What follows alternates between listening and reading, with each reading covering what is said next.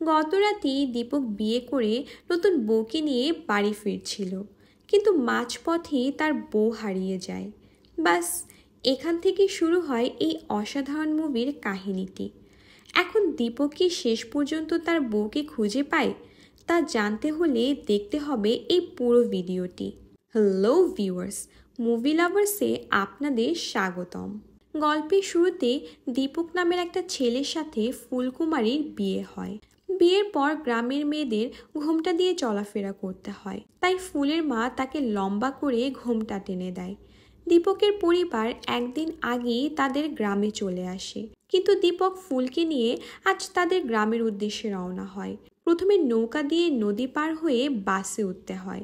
বাসে উঠেই দীপক চুরির ভয়ে আগেই ফুলের সমস্ত গয়না খুলে তার কাছে নিয়ে নেয়। এরপর বাস থেকে নেমে মাঝপথে তারা ট্রেনে ওঠে। ট্রেনে আরও দুটি নতুন বিয়ে করা কাপল ছিল। বাকি দুই বউদের ড্রেসও একদম ঠিক ফুলের মতোই ছিল। ট্রেনে বসা এক মহিলা দীপকের স্যুট দেখে তার স্বামীকে বলে, আমাদের ছেলে প্রদীপের স্যুট এর থেকে ভালো। তা বাবা, তুমি যৌতুকে কি কি পেলে? দীপক তার কথার কোনো উত্তরই দেয় না। তখন ট্রেনে বসা একটা লোক বলে, আজকাল তো মোটরসাইকেল কমন যৌতুক চলছে। তখন সেখানে বসা অন্য এক বর বলে, হ্যাঁ আমিও পেয়েছি, সাথে ট্যাঙ্ক ফুল। তখন সেই মহিলাটি বলে, আমার ছেলে তো মোটরসাইকেল পেয়েছি, সাথে 1.5 লাখ ক্যাশ আর মোবাইলও। তখন প্রদীপ তার বউকে বলে, গ্রামে তো নেটওয়ার্কই নেই, তোর মোবাইল তোর কাছেই রাখ। মহিলাটি আবারও দীপককে জিজ্ঞেস করে, কে কি পেলে তুমি যৌতুকে? কিন্তু দীপক তাকে অ্যাভয়েড করে। তখন মহিলাটি তার স্বামীকে বলে, নিশ্চয়ই ছেলের ভেতর কোনো সমস্যা আছে, তাই কোনো যৌতুক পায়নি। এই সব কিছুই দীপক শুনতে পায় আর খুব আনকমফোর্টেবল ফিল করে। এরপর ট্রেন মূর্তি স্টেশনে থামলে দীপক দ্রুতই ফুলকে নিয়ে ট্রেন থেকে নেমে পড়ে। কিন্তু ফুল নিচে নামার পর একটু ইতস্তত বোধ করছিল যে সে কি দীপকের সাথে যাবে নাকি যাবে না। দীপক বলে, জলদি করো, না হলে শেষ বাসটিও ছেড়ে চলে যাবে। পরে ফুল দীপকের সাথে বাসে উঠে পড়ে। দীপকের বন্ধুরাও তাদের জন্য ব্যান্ড পার্টির আয়োজন করে। এদিকে দীপকের মা, বাবা, দাদা, দাদি, ভাবি তাদের জন্য অপেক্ষা করছিল। নতুন বউ এসেছে বলে চারিদিকে একটা উৎসবমুখর পরিবেশ সৃষ্টি হয়। তারা এসে পড়লে দীপকের মা তাদের আরতি করে স্বাগত জানায়। ফুলকে টিকা লাগানোর জন্য তার ঘোমটা ওঠাতে বলে। যেই না ফুল তার ঘোমটা উঠায়, সবাই একদম অবাক হয়ে যায়, যেন তারা কোনো ভূত দেখে ফেলেছে। কারণ এখানে ফুল না, বরং অন্য একটা মেয়ে ছিল। দীপকের মনে পড়ে ট্রেনে তো আরও দুটি নতুন বউ ছিল, তার মানে সে ভুল করে ফুলের বদলে অন্য একজনকে নিয়ে এসেছে। দীপকের বাবা তার উপর প্রচণ্ড রেগে যায়, তুমি কিভাবে অন্য একজনকে উঠিয়ে নিয়ে আসলে? তখন মেয়েটি বলে, ঘোমটার উপর থেকে যেমন কারো চেহারা দেখা যায় না, ঠিক তেমনিও সেও জুতো ছাড়া আর কিছুই দেখতে পায় না। স্বামীও নতুন, জুতাও নতুন, তাই আমিও বা কিভাবে বুঝতাম যে আমি আসলে কার সাথে যাচ্ছি? তারপর সে তার নাম পুষ্পা জানায়। তার স্বামীর নাম জিজ্ঞেস করলে তখন দীপকের মা বলে, আরে কোনো বউ কি তার স্বামীর নাম মুখে নেয়? কিন্তু পুষ্পা তার স্বামীর নাম মুখে নিয়ে নেয়। সবাই একটু অবাক হয়ে যায়। স্বামীর নাম পাঙ্কাজ আর শ্বশুরবাড়ি ছত্তিশগড়, যেটা অনেক দূরে। অন্যদিকে ট্রেন যখন পাতিলা স্টেশনে থামে, পুষ্পার হাজবেন্ড ফুলকে পুষ্পা ভেবে তাকে ঘুম থেকে ডেকে ট্রেন দিয়ে নিচে নামায়। কিন্তু ফুল ট্রেন থেকে নিচে নেমে দীপককে কোথাও খুঁজে পায় না, এবং পুষ্পার হাজবেন্ডও তাকে সরি বলে যে সে তাকে তার বউ ভেবেছিল। পুষ্পা প্রদীপের বউ ছিল, কিন্তু সে তাকে জয়া জয়া বলে বারবার ডাকছিল, কিন্তু সে জয়াকে কোথাওই খুঁজে পাচ্ছিল না। প্রদীপের পরিবারে জয়ার কোনো চিন্তাই হচ্ছিল না, বরং তার পরনে যৌতুকের 15 তোলা স্বর্ণলঙ্কার ও মোবাইল ফোনের ছিল। কিন্তু এখানে চিন্তার কথা হলো, পুষ্পার নাম যদি জয়া হয়, তাহলে কেন সে তার এবং তার স্বামীর নাম মিথ্যে বলেছিল? এদিকে দীপকও আবার রেল স্টেশনে ফিরে যায় ফুলকে খোঁজার জন্য, কিন্তু ফুলকে কোথাওই খুঁজে পায় না। আর প্রদীপের বন্ধুরাও জয়াকে খুঁজে পায় না। প্রদীপ বলে, মরুক কোথাও, কালকের পর্যন্ত খুঁজে না পেলে পুলিশ স্টেশন আর ওর পরিবারকে ফোন করে জানিয়ে দেব। আর যৌতুকের মোটরসাইকেল তো পেয়ে গিয়েছি, বউ নেই তো কি হয়েছে, চল ডলির কাছে যাই। এখানে আমরা বুঝতে পারি প্রদীপ একটা নিচু মন, লোভী আর খারাপ চরিত্রের ছেলে। দীপকের বাড়িতে রাতে যখন সবাই ঘুমিয়ে পড়ে, পুষ্পা লুকিয়ে তার ব্যাগ থেকে একটা ফোন বের করে তার সিম কার্ডটি জ্বালিয়ে ফেলে। এদিকে এই গভীর রাতে অচেনা স্টেশনে ফুল দীপককে খুঁজে না পেয়ে খুব ভয় পেয়ে যায়। সে পুরো রাত স্টেশনের ওয়াশরুমে কাটায়। পরদিন সকালে ফুলের সাথে একটা আব্দুল নামের ভিক্ষুকের দেখা হয়।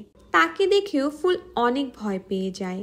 পরে ছোটু নামের একটা ছেলে তাকে সাহায্য করার কথা বলে স্টেশন মাস্টারের কাছে নিয়ে আসে। মাস্টার তাকে তার হাজবেন্ডের নাম জিজ্ঞেস করে, কিন্তু ফুল তো দীপকের নাম মুখে আনবে না, কারণ ওই যে গ্রামের প্রথা। পরে তার হাতে মেহেদি দিয়ে দীপকের নাম লেখা ছিল সেটি দেখায়। তার শ্বশুরবাড়ি সুরজমুখী গ্রামে ছিল, কিন্তু ফুলের কোনোভাবেই নামটা মনে পড়ছিল না। সে এটাই বলে যে কোনো একটা ফুলের নামে তার শ্বশুরবাড়ি, কিন্তু কি সেটা আমার মনে নেই। পরে স্টেশন মাস্টার ফুলকে পুলিশ স্টেশনে যেতে বললে ফুল এই পুলিশ স্টেশনে কোনো ঝামেলাতেই জড়াতে চায় না। এমনকি তার নিজের গ্রাম গঙ্গাপুরে, কিন্তু অনেকগুলো গঙ্গাপুর হওয়ায় সে এটাও জানে না যে তার গ্রাম কোন গঙ্গাপুরের ভেতর। অন্যদিকে দীপকের বাবা পুলিশ স্টেশনে যেতে বলে। দীপক পুষ্পাকেও তার সাথে থানায় আসতে বলে, কিন্তু পুষ্পা মানা করে দেয় এটা বলে তার এসবে ভয় লাগে। দীপক বলে, তুমি আমাকে মাফ করে দাও, আমি আমার কাজে খুবই লজ্জিত। ফুলকে পাই আর না পাই, কিন্তু তোমাকে আমি তোমার ঠিক জায়গায় পৌঁছেই ছাড়ব। পুলিশ স্টেশনে ইন্সপেক্টর শ্যাম মনোহর একজন ঘুষখোর অফিসার। দীপক তাকে জানায়, এই 27 তারিখ গঙ্গাপুরের ফুল নামের একটা মেয়ের সাথে আমার বিয়ে হয়, কিন্তু ট্রেন স্টেশন থেকে নামার পথে ফুল ভেবে আমি অন্য একটা মেয়েকে আমার সাথে করে নিয়ে আসি। শ্যাম ফুলের ছবি চাইলে দীপক তাকে বিয়েতে তোলা তাদের একমাত্র ছবি দেখায়, যে ছবিতে ফুল ঘোমটা দেওয়া ছিল। শ্যাম হেসে বলে, ভুলটা তোমার না, আমি এমন অনেককে দেখেছি বিয়ের পর স্বর্ণ নিয়ে মেয়েরা এমন পালিয়ে যায়। কিন্তু দীপক বলে, সে তো ফুলের গয়না আগেই খুলে তার কাছে রেখে দিয়েছিল। তখন শ্যাম বলে, আর তুমি যে মেয়েটিকে নিয়ে এসেছো তার গয়না? তখন দীপক বলে, সে তার সব গয়নাই পরেছিল। এটা শুনে শ্যামের মনে লোভ জাগে। এরপর শ্যাম দীপকের কাছ থেকে ঘুষ নিয়ে বলে, আমি খোঁজাখুঁজি শুরু করছি, তুমি কাল পুষ্পাকে নিয়ে এসো। অন্যদিকে ছোট ফুলকে মাঞ্জুমাই নামের একটা মহিলার কাছে নিয়ে আসে, যে স্টেশনে একটা চায়ের দোকান দেয়। মাঞ্জুমাই বলে, কোনোভাবে তোর নিজের গ্রামের ঠিকানাটা জানলেও তোকে সেখানে পৌঁছে দিতাম, কিন্তু তুই তো কিছুই জানিস না। তখন ফুল বলে, আমি জানলেও আমাদের গ্রামে ফিরে যেতাম না, ফিরে গেলে আমার অনেক বদনামি হবে, কারণ সবাই ভাবতো যে আমার মধ্যেই কোনো দোষ ছিল, তাই স্বামী স্টেশনেই ছেড়ে চলে গিয়েছে। মাই বলে, তোর সাথে ফ্রড হয়েছে। ফুল বলে, আমি ভালো ঘরের মেয়ে আর আমার স্বামীও অনেক ভালো। মাঞ্জুমাই বলে, এতই ভালো ঘরের মেয়ে যে তার পুরো জীবন যার সাথে কাটাবে তার গ্রামের নামই জানে না, তোকে শুধু বোকা হওয়া শিখিয়েছে। ফুল বলে, আমি বোকা না, আমি ঘরের সব কাজ পারি। তখন মাই বলে, বাসায় ফিরে যাওয়া পারিস? বোকা হওয়া কোনো লজ্জার বিষয় না, কিন্তু বোকা হওয়ার পরেও তা নিয়ে গর্ব করা এটা লজ্জার বিষয়, বুঝলি? দীপক যখন পুলিশ স্টেশন থেকে বাড়ি ফিরে আসে তখন সে জানতে পারে পুষ্পাকে 5 ঘন্টা যাবৎ অনেক খোঁজাখুঁজি করার পরেও কোথাও খুঁজে পাওয়া যাচ্ছে না। দীপক তো মাথায় হাত দিয়ে মাটিতে বসে পড়ে। লোকে কি বলবে যে একই দিনে দুইটি মেয়েকে হারিয়ে ফেললো। এর কিছুক্ষণের ভেতরেই পুষ্পা এসে পড়ে, বলে যে সে এতক্ষণ মন্দিরে ছিল। এদিকে প্রদীপ থানায় জয়ার নামে মিসিং কেস লেখাতে আসে, বলে এবার আগে আগে এসেই রিপোর্ট লিখিয়ে গেলাম, না হলে তো বলবেন যে প্রথম বউয়ের মতো এটাকেও খেয়ে ফেলেছি। এখানে আমরা জানতে পারি জয়া আসলে প্রদীপের দ্বিতীয় বউ। জয়ের মিসিং কেসটি আশেপাশের প্রত্যেকটা গ্রামের পুলিশ স্টেশনে ফ্যাক্স করে পাঠানো হয়, যেটা ইন্সপেক্টর শ্যামের কাছেও আসে। সে সন্দেহ করে এই পুষ্পাই মনে হয় জয়া। রাতে যখন সবাই ঘুমিয়ে পড়ে জয়া আবারও লুকিয়ে একটি নতুন সিম কার্ড তার সেই ফোনটিতে লাগায়। তার মানে আমরা বুঝতে পারি সকালে সে মন্দিরের বাহানা দিয়ে সিম কার্ড কিনতে গিয়েছিল। অন্যদিকে ছোটু ফুলকে আজ তার আর আব্দুলের বাড়িতে নিয়ে আসে। ফুল তো আব্দুলের পা আছে দেখে একদম অবাক হয়ে যায়। আব্দুল আসলে খোড়া সেজে ভিক্ষে করে। ছোটু বলে ও তো অনেক জোরে দৌড়াতেও পারে। আসলে এই দুনিয়াটা বড়ই কঠিন, কে আসল কে নকল বোঝা খুবই মুশকিল। পরদিন সকালে মাঞ্জুমাই ফুলকে বলে, দুদিন ধরে তুই একই শাড়ি পরে আছিস, যা আজকে বদলা। কিন্তু ফুলের বিশ্বাস, দীপক যখন তাকে খুঁজতে আসবে তখন দূর থেকে তার এই শাড়ি দেখেই তাকে চিনবে, তাই সে আর জামা বদলাবে না। মায়ের ফুলকে দেখে অনেক দয়া হয়, তাই সে তার চায়ের দোকানে ফুলকে কাজ দেয়। পুষ্পা দীপকের ভাবি পুনামকে তার হাজবেন্ডের নাম জিজ্ঞেস করে। সে তার স্বামীকে এজি ওজি বলে ডাকতে দেখে পুষ্পা বলে, একটা মানুষের এত সুন্দর নাম, তাহলে কেন তাকে এভাবে ডাকো? তখন পুনাম হেসে বলে, তুমি তো সেদিন তোমার স্বামীর নাম একদম ঝট করে মুখে নিয়ে ফেললে, আমরা একদম সবাই অবাক হয়ে গিয়েছিলাম। এরপর পুষ্পা যখন পুনামের ছেলের সাথে গল্প করছিল তখন তার হঠাৎ করে খেয়াল আসে তার হাতে তো তার নামের ট্যাটু আছে, তার মানে পুষ্পার আসল নাম আসলে জয়াই। এরপর দীপক যখন জয়াকে নিয়ে পুলিশ স্টেশনে যায়, সে তার নিজের নাম, স্বামীর নাম, এমনকি তার গ্রামের নামও মিথ্যে বলে। স্বামীর কাছে যে রিপোর্টটি এসেছিল সেখানে লেখা ছিল জয়ার হাতে ট্যাটু আছে। সে পুষ্পার হাত দেখতে চাইলে সেখানে জয়ের বদলে শ্রেয়া লেখা দেখে। শ্যাম জিজ্ঞেস করে, নাম যদি পুষ্পা হয় তাহলে শ্রেয়া কেন লেখা? তখন পুষ্পা বলে, ছোটবেলায় আমার দাদা শ্রেয়া বলেই ডাকতো, তাই এটাই লিখিয়েছি। শ্যাম এরপর পুষ্পার ছবি তুলতে চাইলে সে ঘোমটা ছাড়া একদমই ছবি তুলবে না, ঘোমটা ছাড়া ছবি তুললে নাকি তার অনেক বদনামি হবে। এরপর তারা যখন পুলিশ স্টেশন থেকে বের হতে নেয় তখন শ্যাম চালাকি করে জয়া বলে ডাক দেয়, আর পুষ্পার সাথে সাথেই পেছনে ফেরে। তখন শ্যাম বুঝতে পারে পুষ্পাই আসলে জয়া। অন্যদিকে আজ রাত থাকার জন্য মাঞ্জুমাই ফুলকে তার নিজের বাড়ি নিয়ে আসে। সেখানে সে একা থাকে। ফুল কারণ জিজ্ঞেস করলে মাই বলে, আমি আমার স্বামী, সন্তান সবাইকে বের করে দিয়েছি। একে তো স্বামী আমার কামাই খেত, তার উপর আবার মদ গাঁজা খেয়ে আমাকেই মারধর করত, বলতো যাকে বেশি ভালোবাসে তাকে নাকি মারধর করা যায়। মাই হাসতে হাসতে বলে, তাই আমিও একদিন ভালোবাসার নাম নিয়ে তার অনেক ধোলাই করেছি। ফুল বলে, তোমার একা থাকতে ভয় লাগে না? তখন মাই বলে, যখন মানুষ একা থাকতে শিখে যায় তখন তাকে পৃথিবীর কোনো কষ্টই আর কাবু করতে পারে না। ফুল দোকানে বিক্রির জন্য একটা মিষ্টির আইটেম বানাতে চায়। মাই পারবে জিজ্ঞেস করলে ফুল বলে, এসব কাজই তো আমার মা আমাকে খুব ভালোভাবে শিখিয়েছে। অন্যদিকে শ্যাম তার অন্য এক অফিসারকে নিয়ে পুষ্পার উপর নজর রাখা শুরু করে, যে সে সারাদিন কি করে, কই যায়। তারা দুজন দেখে পুষ্পার কাছে একটা মোবাইল আছে এবং সে রোজ মন্দিরে আসে কারণ এখানে ফোনের নেটওয়ার্ক পাওয়া যায়। এরপর পুষ্পা স্বর্ণকারের কাছে গিয়ে একটি স্বর্ণের বালা বিক্রি করে, যেটার ছবি শ্যাম ক্যামেরায় তুলে নেয়। শ্যাম পুষ্পারও ছবি তোলার অনেকবার চেষ্টা করে, কিন্তু কোনো না কোনোভাবে তার মুখ ঢেকেই যাচ্ছিল। এরপর পুষ্পা একটি কম্পিউটারের দোকানে গিয়ে কিছু সময় কাটিয়ে বের হয়ে আসে। শ্যাম কম্পিউটারের হিস্ট্রি চেক করতে গিয়ে দেখে পুষ্পা খুব চালাকির সাথে সেই হিস্ট্রিও ডিলিট করে দিয়েছে। সবশেষে সে বাসের টিকিট কেটে বের হয়ে যায়। তখন শ্যাম ও অন্য অফিসার বুঝতে পারে এই মেয়ে সব চুরি করে পালানোর চেষ্টা করছে। দীপকের গুঞ্জন নামের এক বন্ধুর সাথে পুষ্পার খুব ভালোই কথাবার্তা হতো। এর ভেতরেই দীপকের বাবা এসে গুঞ্জনকে বলে, তুমি কীটনাশক কিনে এনে জলদি ফসলে দেওয়ার ব্যবস্থা করো। তখনই পুষ্পা স্ট্রিকি ট্যাপের আইডিয়া শেয়ার করে, বলে যে কীটনাশক ব্যবহার করলে পোকামাকড় তো মরবেই, সাথে ফসলেরও অনেক ক্ষতি হবে। এর বদলে বড় একটা বোর্ডের ওপর হলুদ রং করে তার ওপর গ্লু লাগিয়ে দিলে সব পোকামাকড় বোর্ডের গ্লুয়ের সাথে লেগে যাবে, কারণ পোকামাকড় হলুদ রঙের ওপর অনেক আকর্ষিত হয়। সবাই একদম অবাক হয়ে যায় যে কিভাবে সে এই ক্ষেতি সম্পর্কে জানে। পুষ্পা বলে, আমার বাবার অনেক ক্ষেত আছে, তার মাধ্যমে আমি এসব জেনেছি। পুষ্পা পুনামের স্বামীর একটা স্কেচ খুঁজে পায়, যেটা পুনাম নিজেই এঁকেছিল। পুনাম বলে, এটা তো তেমন বড় ব্যাপার না, এসব তো এমনি এমনি এসেছে, সবাই পারে। পুষ্পা বলে, তোমার এত বড় একটা ট্যালেন্ট কিন্তু তোমার কাছে এর কোনো কদরই নেই। এটা যদি সবাই পারতো তাহলে তো আমিও আঁকতে জানতাম। এর ভেতর পুষ্পা আর গুঞ্জনের ভেতর খুব ভালোই ভাবসাব তৈরি হয়ে যায়। তার উপর নজর রাখা শ্যামকে তার অন্য এক অফিসার জানায় পুষ্পা হেমা ত্রিপাঠী নামের একজনকে 5 বার 5,500 টাকার মানি অর্ডার সেন্ড করেছে। এসব শুনে তার মনে সন্দেহ জাগে। অন্যদিকে ফুল জন্মের পর থেকেই শুধুমাত্র ঘরের কাজবাজি করেছে।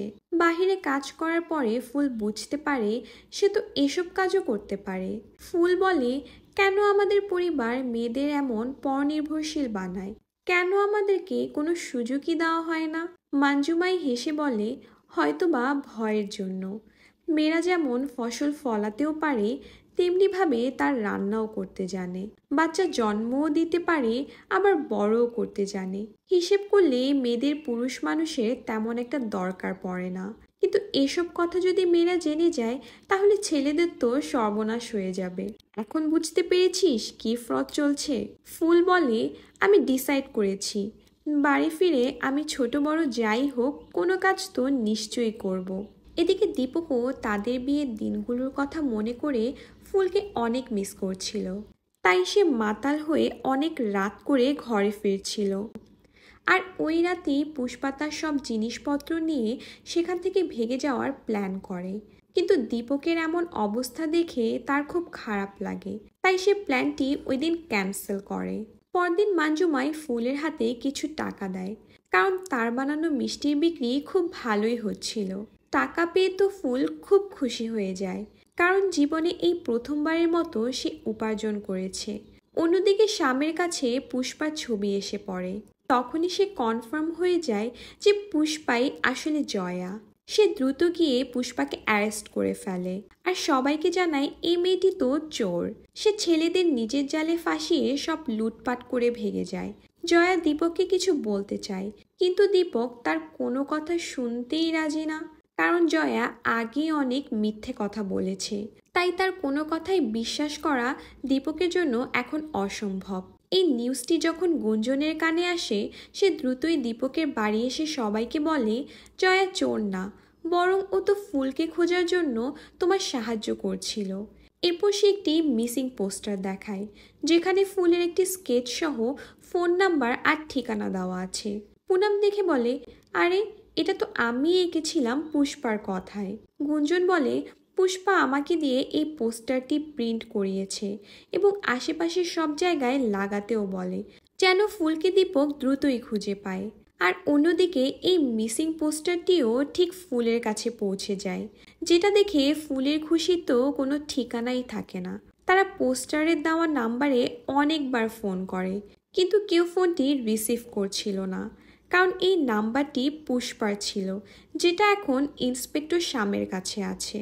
এখন যেহেতু ফুল তার শ্বশুরবাড়ির ঠিকানা জানে, তাই সে সবার কাছ থেকে বিদায় নিয়ে ট্রেনে করে সুরজমুখীর উদ্দেশ্যে রওনা হয়ে যায়।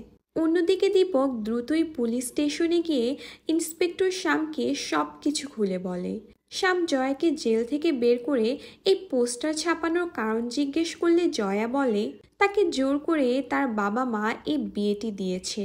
সে তার মাকে বলে যে তার ক্লাসে 850 স্টুডেন্টের ভেতর সে ফার্স্ট হয়েছে।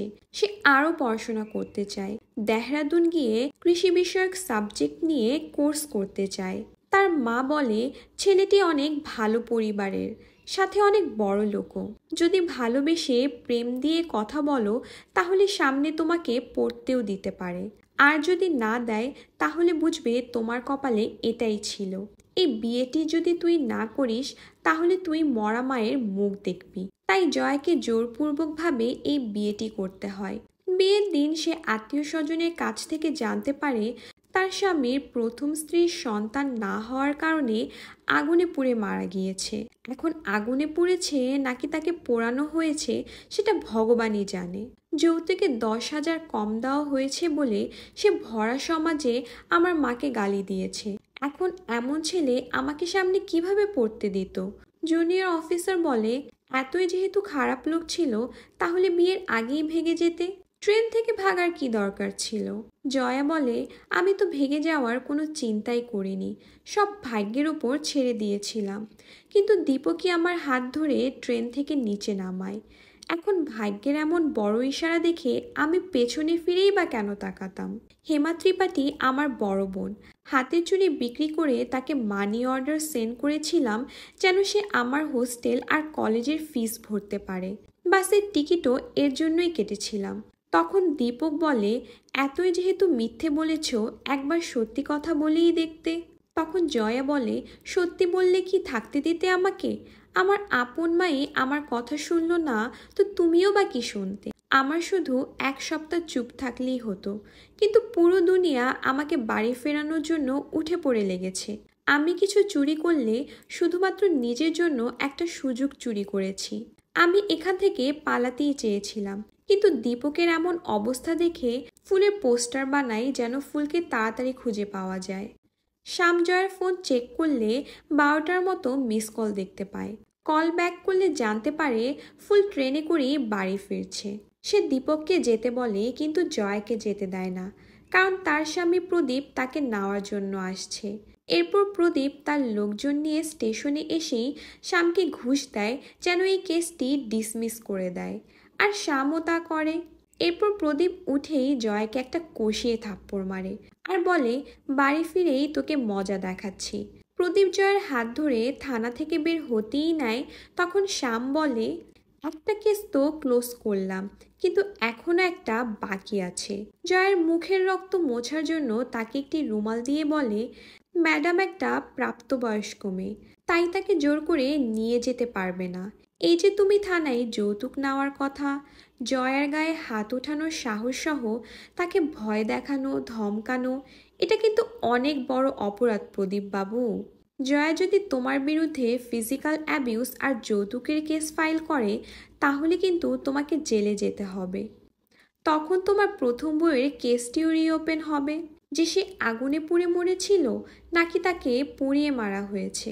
প্রদীপ ভয়েই সেখান থেকে পালিয়ে যায়।